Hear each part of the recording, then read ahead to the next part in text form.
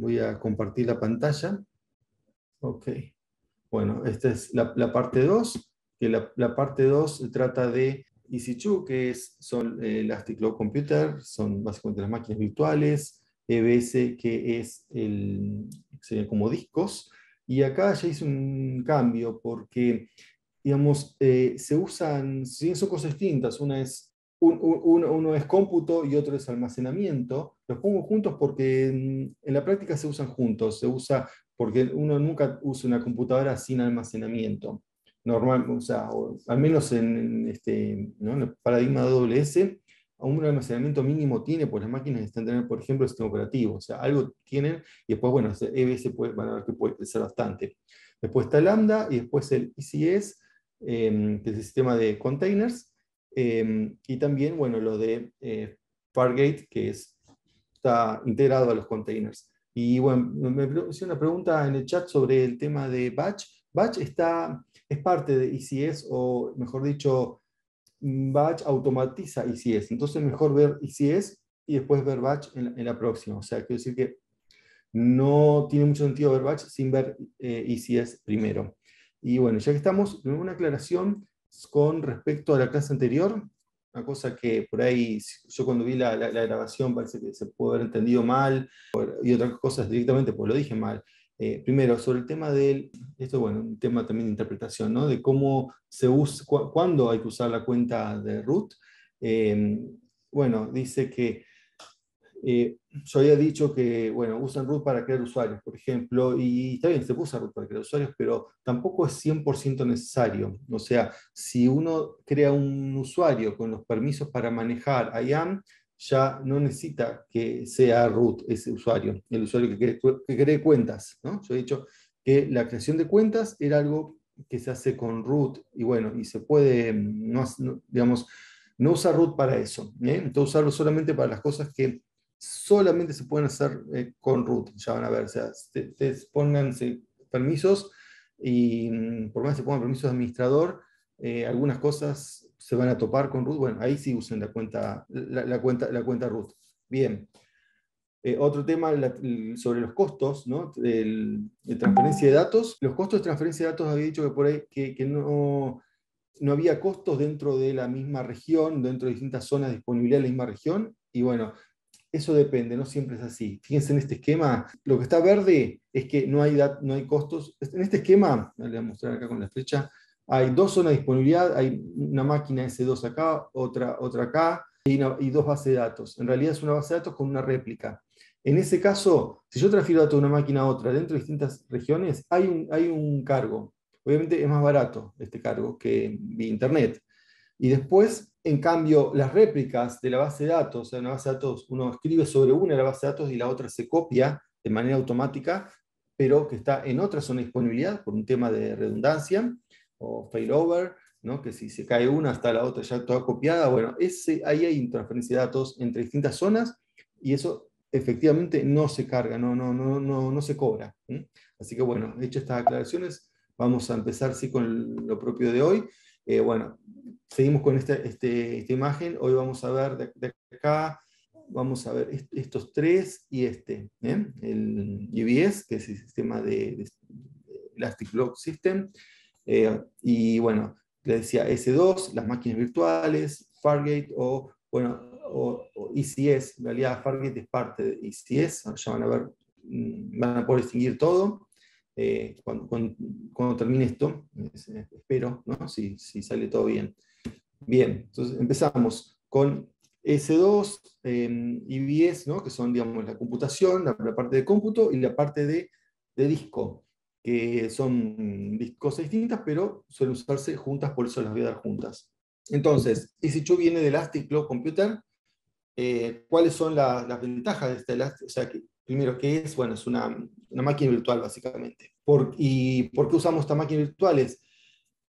Bueno, primero uno puede estar en distintos lugares. Esto eh, puede tener ventajas por temas de, primero, bueno, de latencia, ¿no? Está más cerca de un usuario, sobre todo cuando uno hace servicios para mostrar a otro, tiene que estar, es bueno que, no sé si, supongamos, gente que la ve de Europa, mejor que esté ahí las máquinas y no, no sé, en Sudamérica. O sea, también está el tema regulatorio, o sea, no es solamente el tema técnico, porque conviene que esté en muchos lugares. Y bueno, el tema también, como le decía, failover, backup, ¿no? Que no esté todo en el mismo lugar por las dudas. Bueno, se puede elegir el sistema operativo, ya van a ver cuáles, pero básicamente todos los importantes y conocidos, sobre todo, aunque Windows la versión es server de ellos. Bueno, escalable, se escala acá lo que dice horizontal y vertical. Escalado horizontal es que uno puede agarrar y poner varias máquinas, y verticales que cada máquina la puede cambiar el tamaño. El tamaño de la máquina me refiero a cuántos procesadores tienen, básicamente. También cuánta memoria tienen, ¿no? Cuánto disco, bueno, que el disco no es S2, es parte de EBS, pero bueno, como les digo, trabajan juntos. Después, bueno, el tema del costo, ¿no? Uno paga lo que usa, ¿no? Salvo en un caso particular, ya lo van a ver. Después pueden configurar lo que es el CPU, por ejemplo, no pedir que no tengan HT en los casos, creo que Intel solamente tiene tecnología HT. HT es hiperthreading que permite que cada core funcione como dos. Bueno, hay algunos casos muy particulares que eso no es óptimo, parar la ejecución de las máquinas, volverlas a seguir, todo ese tipo de cosas, hacer backups de una máquina entera tal como está, eso tampoco es una cosa fácil de hacer con una máquina, digamos, que uno tenga en su laboratorio. Bien, entonces, ¿cómo se cobra esto? Esto es importante también a la luz de lo que es ¿no? Estamos en el contexto de este plan digamos, de AWS con el CONICET, donde se dieron créditos y bueno, entonces estos créditos no pueden usarse para lo que se llaman instancias reservadas, entonces hablemos de qué son instancias reservadas. Pero antes de eso, primero, lo más común, el uso más común que es on demand, que significa uno paga por lo que usa. La computadora se prende, empieza a pagar, no sé, lo mínimo son 60 segundos y después paga por segundo. Parece que ese es el mínimo que van cobrando. Antes en un momento era como una hora, ahora se achicó. Y bueno, y uno hace lo que quiere, ¿no? La para, ¿no? La prende, reinicia, pero solamente en el momento que está prendida uno paga. Cuando está apagada, uno puede quizás tener costos de sí, los discos, porque uno está usando EBS, decía el sistema de disco, y bueno, el disco está ocupando espacio, aunque uno no lo esté usando activamente en ese momento, tienen los datos de uno, entonces, y otro no lo puede usar, entonces se cobra eso. También el tema de las reservas de direcciones de IP, si uno tiene una dirección de IP fija, mientras está usando la máquina, no paga la dirección de IP, pero cuando la paga, está en estado stop, ¿no? Ahí eh, digamos, hay estado de stop y terminal, son cosas distintas. Stop es que uno la paró y puede volver a rebotear, que es apagar la máquina básicamente. Y terminales sería como destruirla, ya está, no existe más. Entonces uno paga en el caso de de lo que se llama, les decía, uno paga por el uso de las reservaciones de las direcciones de IP cuando no está usando la máquina. ¿Por qué? Porque, bueno, justamente está reservada, se la podría estar usando otro y uno la tiene reservada. Y, imagínense, las direcciones de IP, estos de tenerlas fijas, las direcciones de IP son limitadas, ¿no? O sea, ya no hay más. O sea, las empresas que las tienen, y bueno, entonces no es que uno se agarre con una IP, no paga nada y se queda con una de las IPs que hay, ¿no? Para que eso no pase, eh, Amazon les cobra a los que tienen IP reservada y no están usando la máquina. Si uno usa la máquina, no les cobran. Ahora, ¿para qué uno quiere la IP reservada? Por muchos casos uno necesita, pero la IP reservada, o sea, me parece a mí el único así uso que he visto es cuando uno quiere, por ejemplo, linkearla a un dominio. Si yo compro un dominio, o sea, un .com o cualquier otro, ¿no? Top level domain, lo que sea, yo lo tengo que después vincular a una dirección de IP. Esa dirección de IP tiene que ser fija, y ahí sí viene a ser un IP fijo. Pero después, si uno la usa la máquina para cosas internas, no va a estar al público, no va a tener un IP, no va a tener una dirección dominio, no veo por qué reservar un IP. Bien, entonces le decía, on demand pagan a medida que la usan. Después licencias reservadas, que licencias reservadas uno paga por adelantado entre 1 y 3 años, y es mucho más barato, pero acá dice, no promotional credit support, significa que no el crédito de lo que es los créditos promocionales que da el CONICET no pueden usarse para estancias reservadas, solamente para on demand. Ojo, y después también para spot, ahí viene, bueno, no solamente para on demand, o sea, sino que no se usan para reservadas, pero se puede usar para on demand y para spot. Y hago esta aclaración porque, bueno, fue una de las preguntas. ¿Y qué es spot entonces? Bueno, spot es cuando hay instancias que no están siendo utilizadas en ese momento y y Amazon lo pone un precio menor que el precio on demand, pero con la condición que cuando alguien las quiera comprar al precio on demand, a uno se las va a sacar. O sea, son instancias como que no hay que encariñarse mucho con esas porque no van a durar. Esto entonces quiere decir que, bueno, hay ciertas cosas que no se pueden hacer ahí o no es conveniente. Si yo, no sé, en mi sitio estoy procesando algo con, no sé, tarjeta de créditos y en cualquier momento te cortan la instancia, no sirve. Ahora, o sea, sirve para ciertas tareas en batch, procesamiento de datos, que no importa cuándo la empiece, porque cuando esté disponible, ni tampoco y está manejando una información que se puede perder eventualmente, ¿no? Porque por ahí usa algo de una base de datos, convierte y lo pone en otra base de datos. Entonces, si copia la información de una base de datos para convertirla, para hacerle algo, y en ese momento la máquina se pierde, bueno, no pasa nada con respecto a los datos porque ya estaba en la base de datos. O sea, ese tipo de cosas hay que tener en cuenta, ¿no? Para las máquinas cuando uno usa el tipo de pago spot. Y bueno, y acá, antes de mostrar algo, yo les quería mostrar, a ver, eh, la parte más práctica, como acá, por ejemplo, segundo, de máquinas, como, bueno, vamos a lanzar una instancia y las instancias tienen cosas que, bueno, que hay que saber. Yo les voy a mostrar a medida que vamos viendo. Por ejemplo, acá están las instancias corriendo, cuántas tengo, pero ojo, las instancias son por región, ¿no? Yo estoy en la región de Oregon en este caso, de ahí donde tengo esta. Pues en otras tengo otras cosas. Entonces, yo quiero lanzarla. Pongo acá, esa instancia. Bueno, le puedo poner un nombre, sistema operativo, y acá lo importante es esta parte donde, está ahora, bueno, acá, tipo instancia, ¿no? Pues esto es el sistema operativo, la AMI, ya van a ver todo esto, pero me parece que por orden, en lugar de esto, para mí es más relevante esto, que es el tipo instancia, porque es lo que va a decir la capacidad que tiene la instancia. Y bueno, y el tipo acá, Amazon tiene su nomenclatura. Y es una nomenclatura que, bueno, es propia de Amazon, no es difícil, ahora la van a ver, pero básicamente lo que dice es para qué es esa instancia, ¿no? Si es más para memoria, para hacer trabajos que se necesitan mucha memoria, si es trabajo para que se requiere mucho procesador.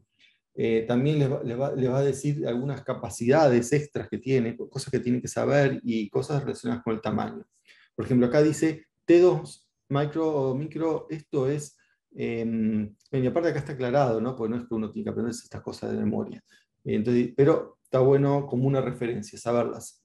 Entonces, la familia es T2, tiene un CPU, bueno, es virtual, significa que puede ser un hilo de ejecución, ¿no? En la práctica es como si uno tuviera un CPU ahí. Y un GB de memoria. O sea, es una máquina, la T2 Micro es una máquina realmente con poca capacidad, un procesador, un GB de RAM. Pero bueno, puede servir para varias cosas relacionadas con correr shells, script de mantenimientos, todo ese tipo de cosas. Sirve. Bueno, entonces, y acá está el precio. Con Linux o con Windows, siempre con Windows es un poco más caro. Y bueno, y uno puede elegir, ¿qué significa Free Tier? ¿Qué es elegible acá? El Free Tier esto es una opción que da Amazon gratis, ¿no? Acá también aparece que significa que si uno elige dentro de los que están con esto, no paga, pero generalmente, obviamente, o por lo menos por un año, pero en general, digamos, estas opciones sirven para lo que es hacer pruebas o para estas tareas de mantenimiento menores, ¿no? Para cosas más serias, en general no sirve.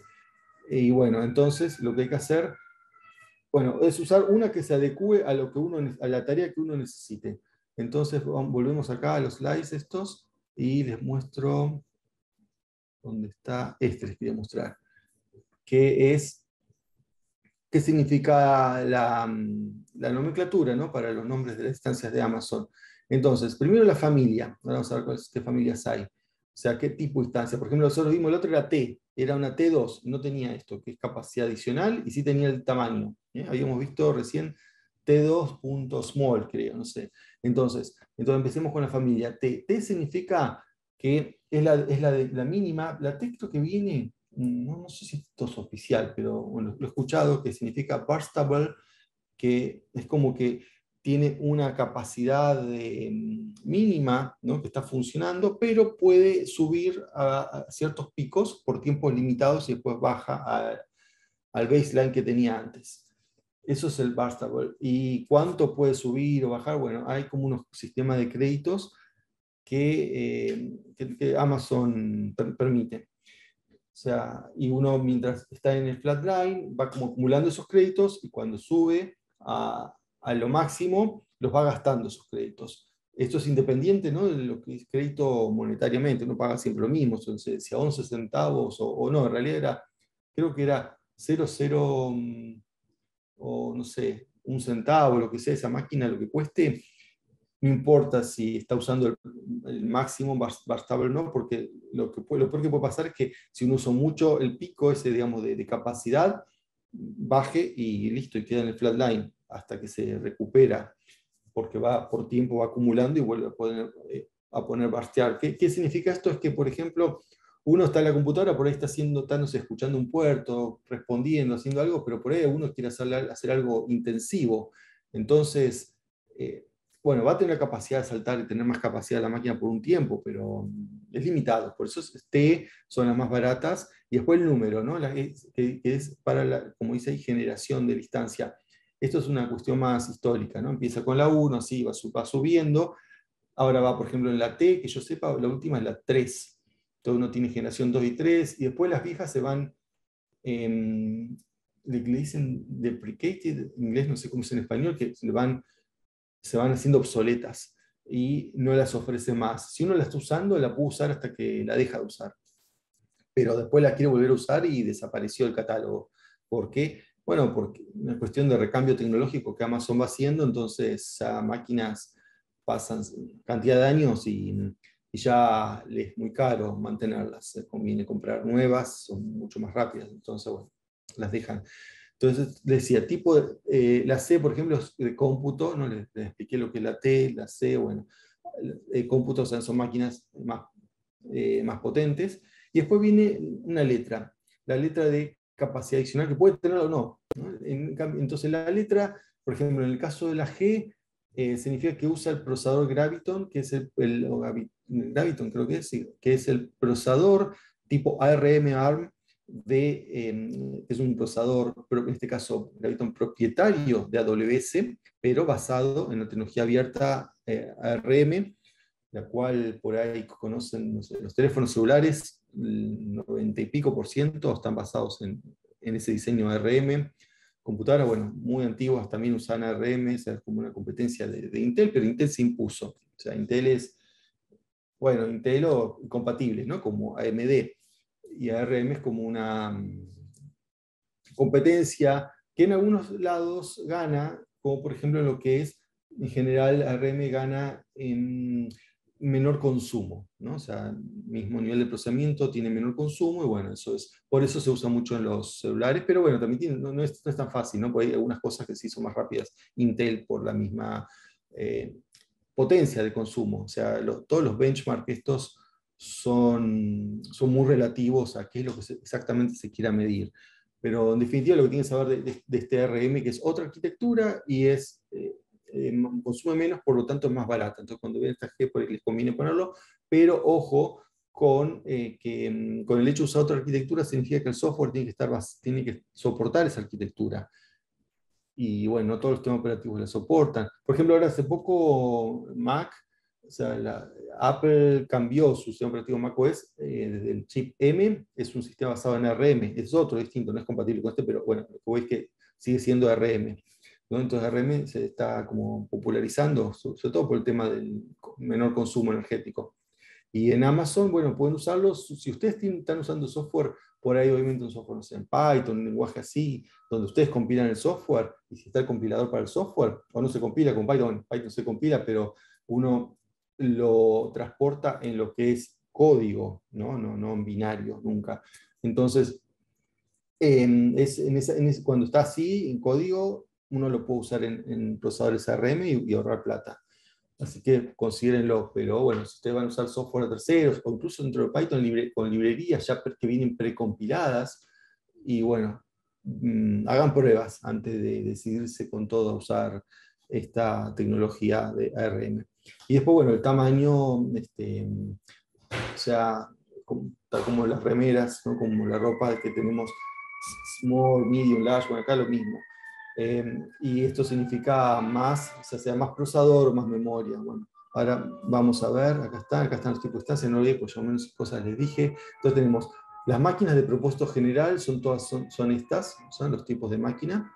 Después, los optimizados para uso de cómputo, o sea, la general tiene como un balance, ¿no? Por eso acá están las T, había hasta T4. T3 y T4 y T2 todavía quedan. Y después están las optimizadas para cómputo, optimizadas para memoria. La que dice acelerado es porque tienen placas, generalmente placas de video o GPU, y también tienen chips especiales que reemplazan las placas de video, ¿no? Porque la placa de video uno piensa, bueno, acá con esto voy a ponerme a jugar. No, son placas de video para cómputos, y algunas son especiales que directamente son placas que no tienen ni siquiera salida para monitor, solamente para procesar, y otras son hechas con hardware propio de AWS. Y bueno, y también storage, las de storage, bueno, obviamente son para discos. Y después, acá, las letras que ven al final, o sea, las del principio es más que nada tipo instancia siempre. Y las de atrás es lo que es capacidad adicional, y acá están, cuando tiene una I es porque es Intel. A ver, veamos algún ejemplo de la I. Acá, la M6, ¿entienden? La M6, acá tenemos los tres. Esta es una máquina bastante de uso general, se usa mucho la M6. Y la M6 tenemos la versión Intel, la versión A, que es AMD, y la versión G, Graviton, que es Gravitron, que es la versión de ARM de AWS que les estaba diciendo. Bien. Ahora, si necesitan algo porque necesitan transferir datos rápido, bueno, busquen que tenga la B por network, ¿no? Todas cosas así. D tiene un disco SSD local en la máquina, no que uno lo monta, se conecta como en EBS, ya lo vamos a ver. Bien. Ahora vamos a ver EBS, ¿no? Que es el storage o almacenamiento. Son discos que están afuera de la máquina, pero se conectan vía red. Pero eso permite cosas como más disponibilidad, permite encriptación, seguridad, lo que llama, ahora van a ver snapshots y más flexibilidad. La flexibilidad porque uno puede fácil desmontar el disco y usarlo desde otra máquina, llegado el caso. Y bueno, snapshots son como uno congela lo que hay en el disco en un momento, lo copia, lo puede usar, tener de backup, o para, no sé, uno va a hacer un experimento, decir, bueno, yo hago un snapshot antes de hacer algo, porque cosas después puede volver para atrás, también es importante. A ver, vamos a mostrar esto cómo se ve acá. Bueno, está la elección fíjense, la arquitectura x86 o ARM, eso hace para el sistema operativo, cosa que el sistema operativo que uno elige tiene que estar compilado ya para la arquitectura, por eso está la opción acá. Y después settings acá está en storage, ¿no? Storage, bueno, uno puede usar el volumen que está, y acá está el tipo. Ahora vamos a ver los tipos, ¿no? Fíjense, acá están los tipos que hay, porque no es lo mismo, digamos, un disco magnético, un disco SSD, ¿no? Hay distintos estándares, y que Amazon da o garantiza ciertos estándares de funcionamiento y velocidad, ¿no? Según cada tipo de disco, bueno, y así es el precio, ¿no? Entonces vamos a ver, volvemos acá. ¿Está? Bien. Ahora, acá lo que tenemos es los tipos de disco. Fíjense, lo más importante acá está, fíjense, SSD, HDD, ¿no? Y bueno, distintas características físicas que corresponden a los discos. Entonces, lo importante acá es que Amazon les va a dar el número de dice, IOPS, ¿no? Son estos que, bueno, es una unidad que representa la cantidad de operaciones por segundo, ¿no? Y acá dice, bueno, cómo se calcula, ¿no? Bueno, depende de varios factores, no es algo así, tengo tantos IOPS, significa que voy a poder transferir tantos datos, siempre lo mismo, ¿no? Fíjense, según el tipo de disco, ¿por qué? Porque esto tiene una correlación física con lo que está pasando abajo. Bueno, entonces acá si uno necesita saber qué significan los IOPS, tiene esta tabla, acá está la fuente, van a tener acceso a esto. Y bueno, otra cosa que tienen que saber son el tema de los snapshots, ya les dije que son volumen, ahí volumen son los discos básicamente, y hace un backup, y esto está asociado con el snapshot con EBS. En cambio, hay un concepto muy parecido. ¿Por qué? Porque en definitiva atacan el mismo problema, que es, bueno, tener un backup de todo, que son las AMI, Amazon Machine Image, que es como un snapshot, porque tiene, como decía, un backup, pero tiene toda la información de una instancia. Entonces, es como una máquina que uno la congela en un solo archivo, ¿no? Que es en un AMI. Y ahí uno cuando bueno, necesita, lo que hace es instancia esa AMI en una máquina. Esa AMI incluye lo que se necesita para andar la máquina, todas las características de la máquina, más el disco. Entonces la AMI es más que la snapshot. La snapshot es solo la copia del disco. La AMI es la copia del disco más los datos de la máquina. Entonces es mucho más fácil restaurar todo desde una AMI que desde un snapshot, ¿no? Pero si yo tengo, por ejemplo, yo tengo una máquina y tengo, no sé, 3 discos acoplados a esa máquina y quiero solamente copiar contenido de un disco, o después se quiero pasar a otro, con un snapshot me alcanza. ¿Eh? En cambio, si yo lo quiero, no, yo quiero replicar todo tal cual como lo tengo, todo mi setup así, me hago una AMI. ¿Eh? Y bueno, AMIs ya es algo tan así importante que Amazon tiene sus AMIs, que son las que uno usa para arrancar, que son las AMIs de los sistemas operativos. Y acá se ve, por ejemplo, Ubuntu, Amazon Linux, que en realidad Amazon Linux es como un Red Hat, o sea, está basado en Red Hat, pero está modificado y optimizado para AWS, ¿no? Para las máquinas virtuales de AWS tienen algunas herramientas preinstaladas que, bueno, hacen una ventaja. Si uno se mueve en el mundo, digamos, dentro de Linux, si uno usa mucho, eh, si uno usa Red Hat, bueno, que use está bueno usar Amazon Linux en ese caso. Por ahí si uno viene de Ubuntu, por ahí conviene usar Ubuntu. Ahí me hacen la pregunta si Amazon Linux no es CentOS.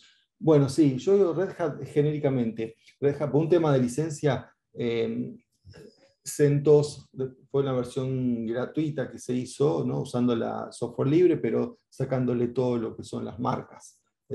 Todo lo que es trademark y nombre de Red Hat, pero es lo mismo. Y después sé que cambió, ¿no? Volvió a cambiar, no me acuerdo cómo se llama. O sea, CentOS también después lo compró Red Hat, después hay otras, no me acuerdo cómo va, pero, entonces eso hace que, digamos, uno, a ver, en lo que se refiere a técnicamente, o sea, pueden licencias es distinto, pero técnicamente Amazon Linux es un derivado de Red Hat, o bueno, o CentOS, que a su vez es un derivado de Red Hat. Entonces, digamos, es una distro que usa RPM, que es el Red Hat Package Manager, aunque no sea Red Hat. Lo mismo pasa, no sé, con Oracle, también tiene su distro de Linux, que bueno, también clonó a Red Hat e hizo su derivado. Bueno, y en cambio, como decir, no sé, Ubuntu es un derivado de Debian, tiene sus distintos repositorios, pero básicamente es lo mismo, uno sabe usar uno, usa el otro.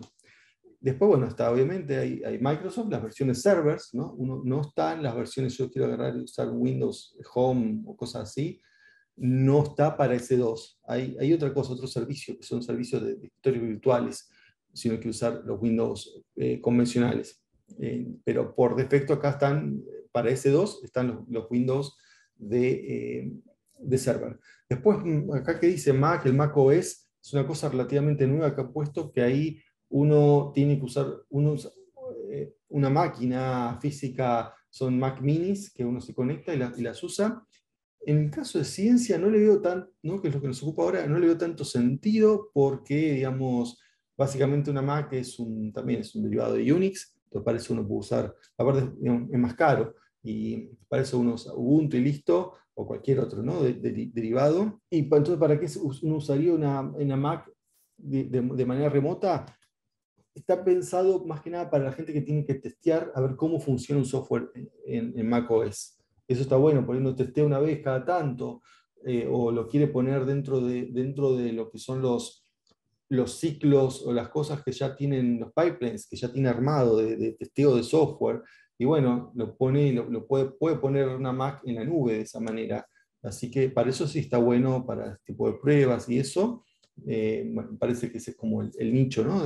Para usar eso. Y después hay un montón, hay, no sé, cientos, o si no miles, de otros sistemas operativos hechos por distintas personas, ¿no? Que uno usa como una AMI, o uno su propio, ¿no? Hace una modificación y se crea su propia AMI. Entonces, o sea, por ejemplo, hay un software llamado Kine, que es bastante complejo de instalar, porque hay que instalar no solamente el software KIME, sino que KIME llama a otros programas. O sea, y encima esos programas están cada uno en distinto lenguaje de programación. Entonces, hay que instalar lenguaje de programación, librerías, de todo. Entonces, directamente lo que hacen ellos lo distribuyen como una AMI. Entonces, uno se baja la AMI esa, después también hay AMIs para lo que es Machine Learning, que también hay un montón de software que instalar, configurar, así, compilar, ¿no? Que son cosas relativamente complejas, entonces uno se baja la AMI y ya está todo listo. Bien, entonces, acá están, estos son los discos que hay. Entonces, una pregunta, dice, para lanzar Ubuntu es suficiente el AMI entonces, porque solo deseo correr Python ahí. Sí, tranquilamente, porque digamos, como Python viene en Ubuntu, uno corre la AMI de Ubuntu y ya tiene Python puesto. Después si uno se fija, va a ver que hay AMIs que son más, que vienen con no solo Python, sino cosas que ya, eh, con librerías de Python. Bien, entonces, ahora, les estaba mostrando esto, que son los distintos tipos. Bueno, y acá a ver, yo se los voy a dejar, no voy a ir esto porque si no no terminamos más, pero lo importante es, acá están los distintos, ahí básicamente son tres tipos, o dos tipos grandes, ¿no? Los SSD y los HDD. Entonces el SSD, Solid State Drive, que es con... no tienen partes móviles, no son magnéticos, son los discos buenos que se usan ahora, son mucho más rápidos, y acá dice la durabilidad, para qué usarlos, y la diferencia, los propósitos general, que yo en general uso estos, casi nunca he necesitado usar estos, que son estos que tienen IOPS provisionados, que tienen como un límite mínimo de IOPS, que bueno, uno lo puede usar siempre. O sea, obviamente va a ser mucho más rápido, pero es más caro. Con estos dos, la gran mayoría de las cosas, fíjense, hoy, no sé, hay temas de tamaño, un montón de cosas a tener en cuenta, ¿no? Throughput, que es la tasa de transferencia. Fíjense que la tasa de transferencia en este caso puede ser más rápida, pero para la mayoría de las aplicaciones con cualquiera de estos dos alcanza. Después están estos discos que también son un poco más lentos, como puede ver, ¿no? Lo que son las tasas de transferencia, 250 versus 1000, ¿no? Acá también el GP2 tiene 250, pero son más baratos. Estos también, ¿no? Son otra opción interesante. Después lo más barato de todos estos magnéticos, que bueno, creo que ya en general no se les ofrece más a Amazon, pero bueno, que los tenía los sigue usando. Y con esto ya vimos lo básico de lo que es las máquinas de S2. Ahora vamos a ver Lambda, que es otra manera de correr aplicaciones. Por otro, uno corre el sistema operativo, bueno, uno puede bajar una AMI, pero después hay que mantenerlo, ¿no? Poner los parches, hacer todo lo que tenga que hacer. Uno dice, bueno, pero ¿qué pasa si yo quiero correr un programa y no me interesa mantener un sistema operativo? Bueno, para eso está Lambda. Lambda es lo que le dicen serverless. Como dije otra vez, serverless no porque no tenga un server, eso es imposible, sino porque uno no tiene que mantenerlo. Quien se encarga de mantener el server, en este caso, es Amazon. Y además, bueno, ¿qué ventaja tiene? Primero que uno no hace nada con la infraestructura, dice uno escribe, uno manda un zip. Bueno, no siempre uno manda un zip, van a ver que uno puede hacerlo incluso. Es muy simple, lo puedo hacer hasta desde el panel de control. Yo les voy a mostrar unos ejemplos. Y además, el uso es más barato porque se cobra por ejecución, ¿no? Cada vez que se ejecuta el lambda, uno paga. Pero claro, obviamente esto tiene limitaciones, ¿no? Bueno, por ejemplo, por empezar, estos son los lenguajes de programación del Lambda. Si quieren Python, tiene un Python 3.9, pero también hay, no sé, 3.8, 3.7, 3.6. Y después, bueno, no sé, está Go, tienen .NET, bueno, todas estas cosas, también es muy común el Node.js. Estos son los lenguajes que soporta. ¿Qué pasa si uno quiere hacer un lenguaje no soportado? Se puede, está lo que se llama la opción Custom Runtime, donde uno tiene que generar una imagen basada en lo que es basada en la máquina virtual de Amazon. Ahí ya pone su lenguaje ahí y bueno, el lenguaje ya compilado y tiene que poner también, bueno, el código, obviamente, y sube todo. Es un poco más complejo, digamos, que está hecho para que usen estos lenguajes. Si quieren usar otros, pueden, pero bueno, les va a costar más en todo sentido. Entonces, primero algunos conceptos claves. Bueno, la primera, la función, o sea, porque esto se dice funciones lambda, ¿no? No, justo hablando de Python, no confundan el lambda en Python con este lambda, son cosas nada que ver. ¿Bien? El lambda es un tipo de función sin nombre en Python, y acá el lambda, hago la aclaración para no confundan, el lambda acá es una función que se ejecuta en un server que uno no maneja. Básicamente es eso. Después en el concepto están las aplicaciones, porque una función a veces dice, pero esto es poco, yo con la función no hago todo lo que tengo que hacer. Y claro, sí está bien, porque no es para una función para que haga todo. Si uno puede juntar varias funciones en una aplicación, ¿no? Es una agrupación lógica esto de las aplicaciones que bueno, después la usa para cuando hace deploys automáticos y eso, pero que no viene al caso ahora. Y después están los layers o capas, que son datos adicionales o archivos de configuración que uno puede agregar a una función de tipo lambda. ¿Bien? A ver si acá está. Ah, otra cosa importante son los triggers, que son cómo se invoca, ¿no? De dónde sale mejor dicho, cómo se activa, se invocar, activar, es lo mismo acá. Bueno, yo tengo la función lambda, está ahí esperando qué cosa para empezar a andar. Bueno, depende cómo uno le configure el trigger, lo que es cuándo el lambda va a funcionar. Entonces, por ejemplo, vean acá dice Amazon S3. Esto significa que uno puede poner que un bucket en particular sea un trigger de lambda. Esto significa que cuando alguien pone una información en el bucket S3, el lambda se activa. Y esto está bueno, esto automatiza un montón de cosas. Yo quiero, no sé, achicar todas las fotos que pone un usuario, porque el usuario pone las fotos de su tamaño y yo necesito un tamaño específico. Entonces, puedo hacer que el usuario en un formulario sube la foto y la mando a un S3. Entonces, después yo no tengo que hacer nada en el caso que ya tengo un lambda activado que se trigue por S3. ¿Por qué no tengo que hacer nada? Porque ya está programado a que si algo entra a S3, por ejemplo esta foto, el lambda se ejecuta y usa esa foto como input. O sea, lo que activó lambda es el input. Entonces, acá está la función lambda y después puede tener un output, también lo mismo. Y después, bueno, acá ven, todas estas cosas, estas son posibles activadores, pero no son los únicos, son como lo más importante. Y vamos a mostrar un poco un lambda, a ver, un lambda acá. Fíjense, acá estas son mis lambdas, yo tengo 19 lambdas en este lugar.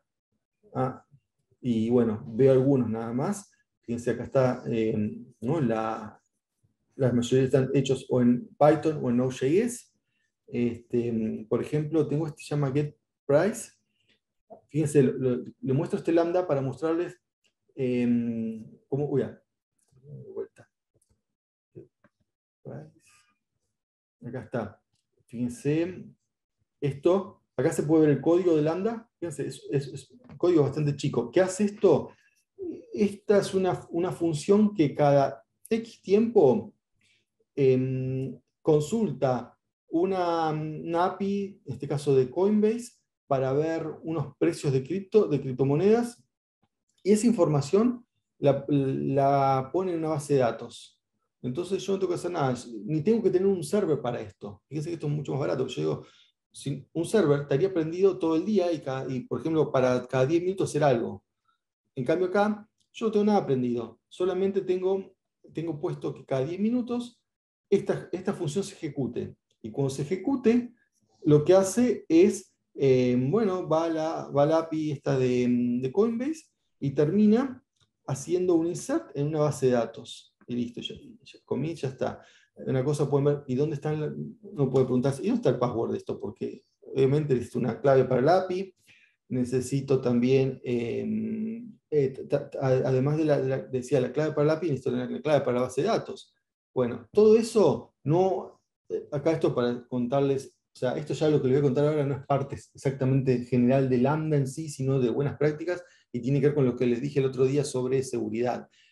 El código, digamos, las claves, no deben estar en el código, ¿no? Eso es algo típico. O sea, esto también podría estar en GitHub y yo traerlo acá también. También hay maneras de enganchar esto con GitHub, en el repositorio de código.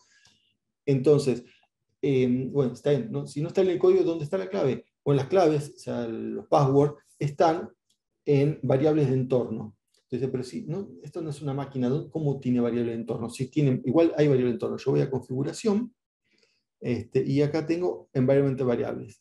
Ahora dice, bueno, está bien. ¿Y qué pasa si ahora las muestro? Van a ver las claves. Bueno, tampoco, fíjense. Acá ven esto, hay algo que parece una clave, ¿no? Fíjense, password, acá hay un secret, pero no son claves. Vamos a volver para mostrar el código. Entonces, ¿cómo es que qué es lo que tengo ahí? Bueno, fíjense, son claves encriptadas.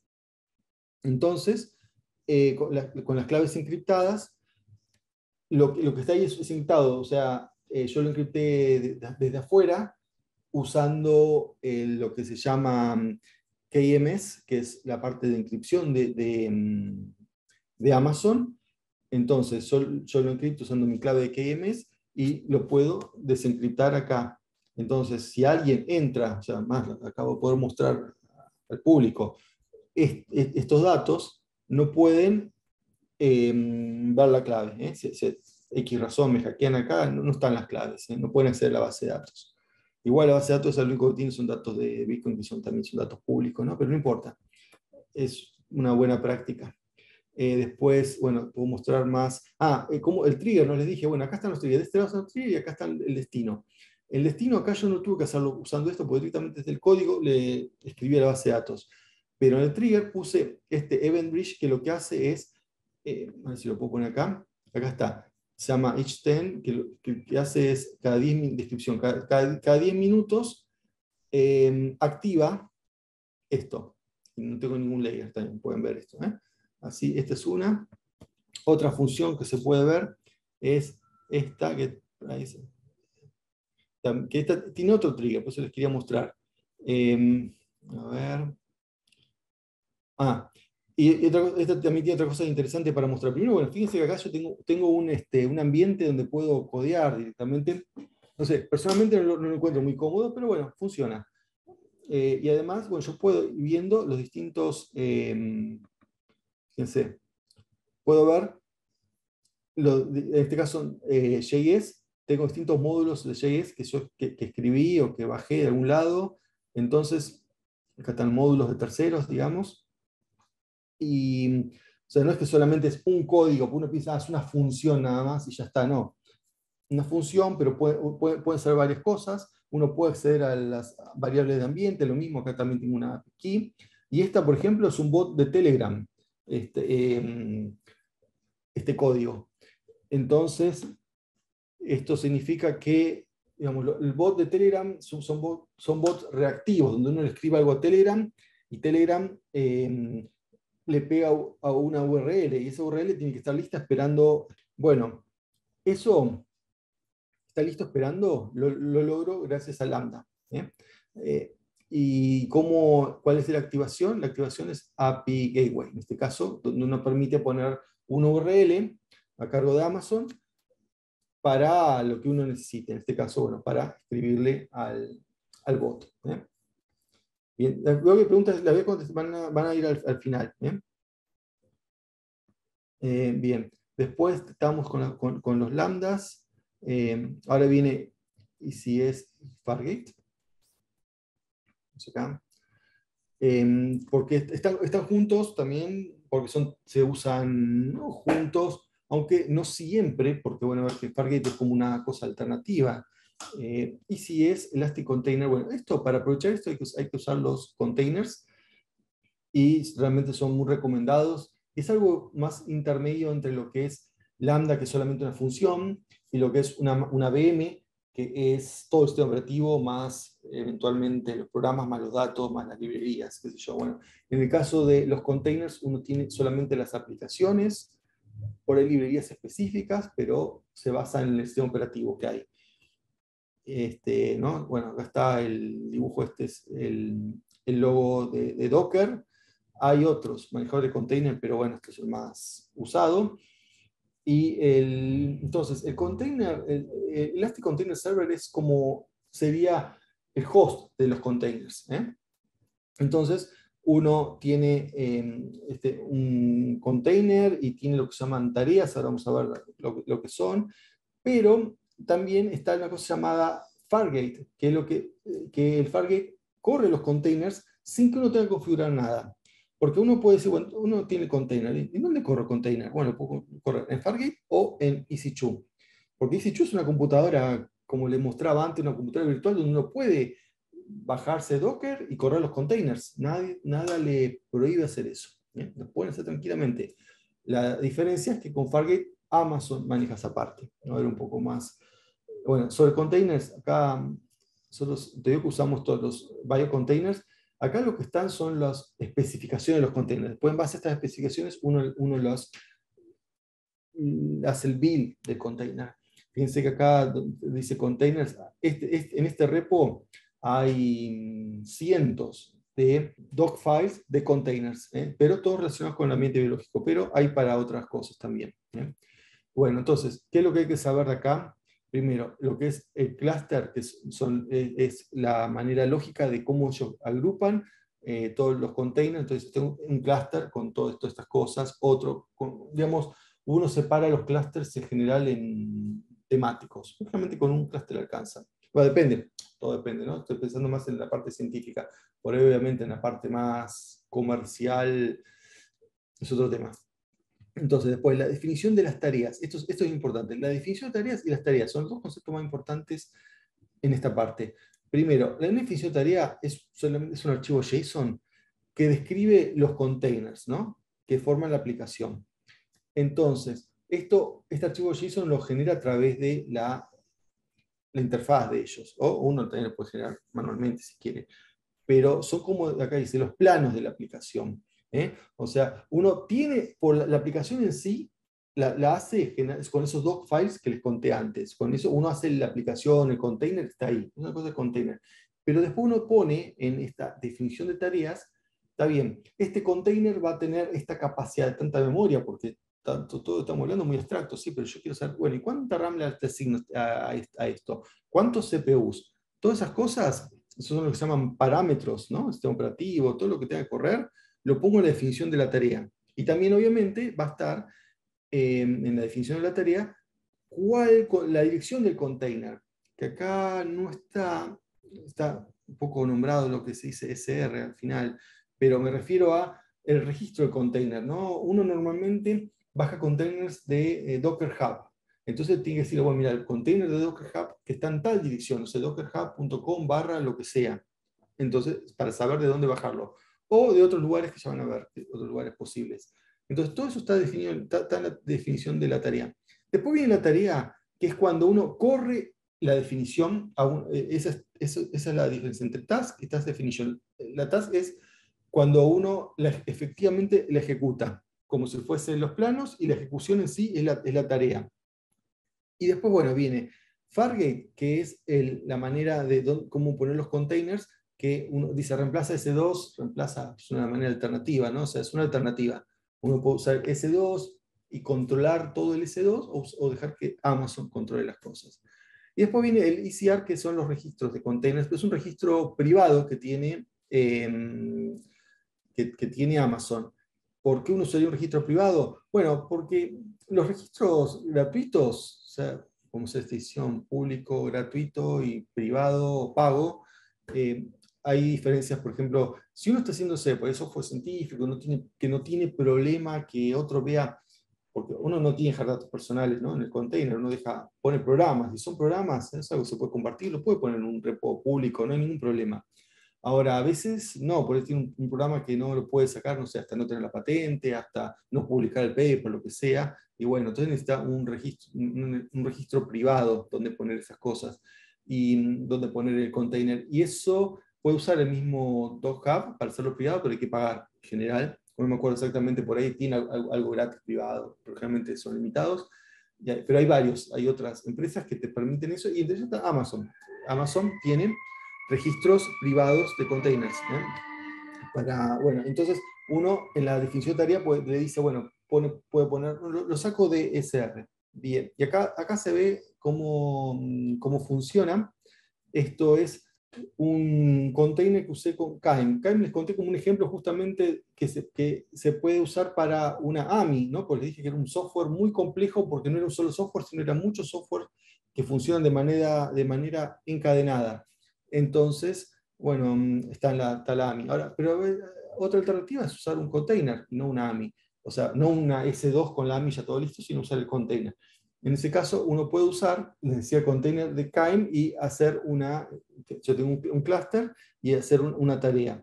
Y bueno, en un momento yo corro la tarea, pongo run new task, y bueno, y tarda un poco, pero provisionar significa que está en estado provisionado, provisionando, que significa que está buscando una máquina para correr lo que yo le dije. Y fíjense, ¿de dónde sale este 2 CPU, 8 GB? Bueno, todo esto es de la definición. Y bueno, esto es para mostrar, en realidad este programa necesita mucho más que esto para funcionar. Y después acá está cuando ya terminó, ¿no? La tarea ya terminó. En ese caso, me dice stop y por qué paró, ¿no? Si yo voy, me dice. Entonces, la tarea esencial terminó, salió, ¿no? ¿Qué significa esto? Bueno, porque el container está como programado para hacer algo. Hacer algo puede ser, por ejemplo, hay containers que se usan como servers, entonces se prenden y están ahí esperando recibir peticiones, recibir lo que son requests de web server o el server de lo que sea. Eso es una. Otras son containers que están listos para hacer una tarea. O sea, entonces, por ejemplo, el container, según cómo lo inicializa, ¿qué es lo que hace? O sea, uno puede llamar al container y que haga lo que tenga que hacer solo, o llamarlo con un comando de inicialización que le diga, corre esto en este container. Y eso también lo pone en la definición de la tarea. Entonces, eso corre y llega un momento que termina, por eso dice stop. Eso es lo que pasó en este caso. Corrió, bueno, duró 5 minutos, hizo lo que tenía que hacer y se terminó. Entonces, lo bueno de eso también es que para también ahorrar, porque el container se termina, se para y uno no paga más. ¿No? A diferencia de S2, uno tiene que pararlo manualmente. Bueno, si no, o hacer un script para que pare, lo más complejo.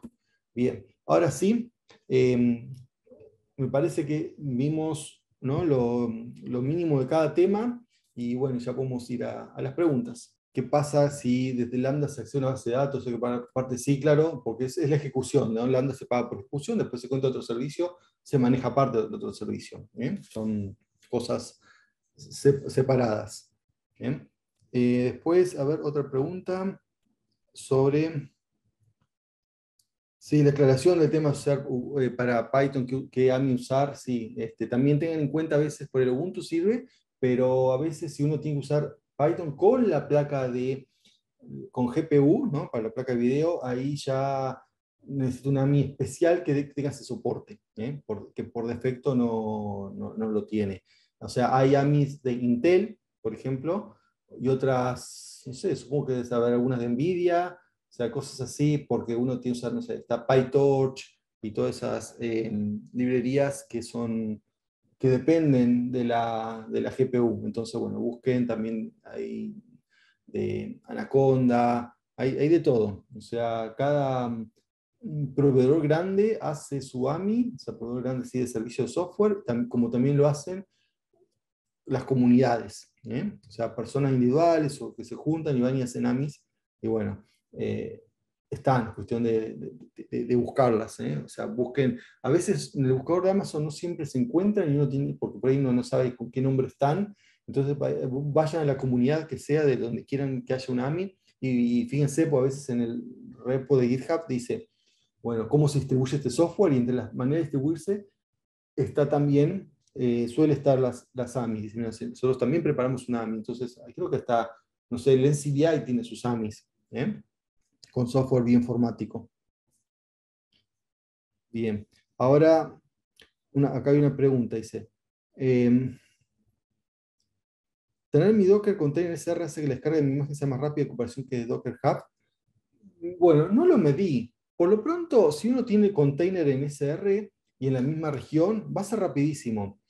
Más rápido que Docker Hub va a ser únicamente en el caso que Docker Hub, en el caso que Docker Hub, pues todos estos sistemas de terceros como Docker Hub, a veces también están hosteados en Amazon, entonces terminan siendo igual de rápido, ¿eh? O sea, y aparte en general, la velocidad de descarga de la imagen, ¿no? No es un factor relevante, o sea, o al menos no me ha pasado, o sea, y eso que he trabajado con imágenes de algunos gigas, y aparte las imágenes en general están tan optimizadas, ¿no? Por lo general, no suelen ser tan grandes, pues tiene solamente lo que necesita para ejecutar su objetivo. Entonces, después cuando si uno las usa en modo interactivo, las imágenes de Docker suelen, no sé, no tener ni editor de texto. Para trabajar ahí adentro son realmente malas, pero porque están optimizadas no para trabajar ahí, sino para ejecutarse. Entonces, sacan todo lo que no hace falta para la ejecución, se hacen recontra chicas, así que si uno la tiene en Docker Hub o en ECR, no es importante esa diferencia. Realmente la importancia es que uno lo hace para eso, más por la velocidad, por la privacidad. Si, bueno, mira, realmente no sé, en empresa yo tengo mis imágenes y las pongo en SR y listo. ¿Bien? Después, bueno, si me pasan el enlace de las comunidades de AMI, que nos pasen, sí, cuando los tenga, yo le voy a pasar más información cuando compile el PPT, como hice la vez pasada. ¿Bien? Después, ¿qué más? ¿Recomendás para Machine Learning enfocado a servicios remotos de IoT? Es decir, no estoy entendiendo mira, sé que por lo que dice acá, sé que hay de Amazon, hay servicios específicos para IoT, ¿no? Y que si lo importante ahí son las velocidades, tienen incluso lo que se llaman servicios on the edge. Edge son locations que no son bien, yo les hablé de las regiones.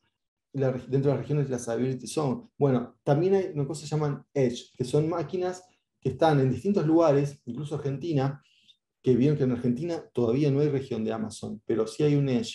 Entonces, para hacer procesamiento rápido, están esos Edge con servidores con distintas aplicaciones, entre ellas algunas aplicaciones para IoT. Ahora,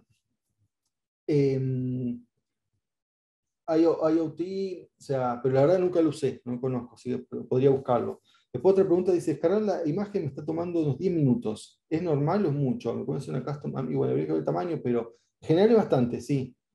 Digamos, descargarla dentro de Amazon a Amazon, porque fíjense que las AMI siempre están en un bucket S3, aunque uno no lo ve eso, ¿no? Digamos, uno lo sabe porque cada tanto que hay un outage hay un outage en Amazon, o sea que las cosas se caen a veces porque se cayó S3, entonces cuando se cayó S3 no pueden desplegar las AMIs, entonces muchos servicios dejan de andar. Entonces, bueno, pero a veces dice, no, a mi Docker, está tomando 10 minutos. Bueno, sí, la verdad que es bastante 10 minutos, ¿eh?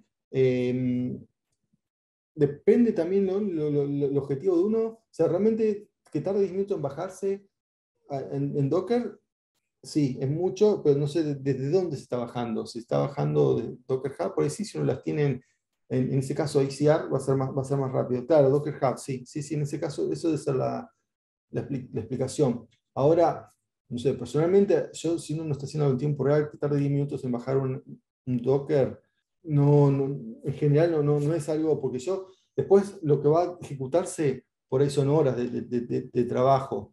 Entonces, no sé, particularmente yo no me concentraría en optimizar esa parte del problema, porque eso pasa una sola vez, uno lo baja y después lo ejecuta. Salvo que, no sé, hay que ver toda la arquitectura, que haya que bajarlo cada 5 minutos, y sí, si tarda 10 ya es imposible. Entonces, bueno, en ese caso sí me preocuparía y ahí en ese caso la optimización sería ponerlo a iniciar, y obviamente en iniciar en la misma región donde lo va a usar. Es más, no sé si se puede usarlo desde una región distinta.